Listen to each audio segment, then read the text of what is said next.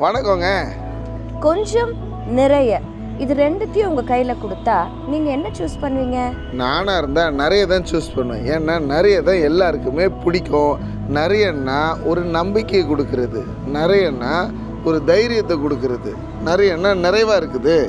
ஆனால் கொஞ்சத்துக்கும் சலிச்சதில்லை அப்படின்னு சொல்லி இந்த வாரம் ஃபுல்லாக நம்ம பார்க்க போகிறோம். பெலிஸ்தியருக்கும் இஸ்ரவேலுக்கும் ஒரு பெரிய யுத்தம் நடந்துச்சு.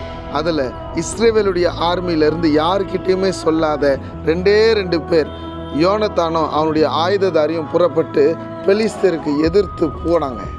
அவங்க போகும் பொழுதே ஒரு வார்த்தை சொல்லிட்டு போனாங்க, அநேகம் பேரை கொண்டாகிலும் கொஞ்சம் பேரை கொண்டாகிலும் ரட்சிப்பதற்கு கர்த்தருக்கு தடை இல்லை அப்படின்ட்டு.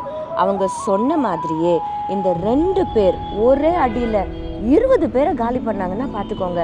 அந்த நாளில் ஒரு பெரிய ஜெயத்தை இஸ்ரவேல் பெற்றுக்கொண்டது. இன்னைக்கு நாங்கள் கொஞ்சம் ஜனமாக இருக்கிறோம், என்கிட்ட கொஞ்சம் தான் இருக்குது, இதை வச்சு எப்படி இவ்வளோ பெரிய காரியத்தை செய்ய போகிறேன்னு பயந்து கலங்கி ஹோப்லெஸ்ஸாக இருக்கிறீங்களா? Start your day. கடவுள் உங்களோட கூட இருக்கிறார். If God is with us, who can be against us? அந்த கொஞ்சத்தை கொண்டு கர்த்தர் பெரிய காரியங்களை உங்கள் மூலமாக செய்ய வைக்க அவரால் முடியுங்க. Have a nice day. God bless you.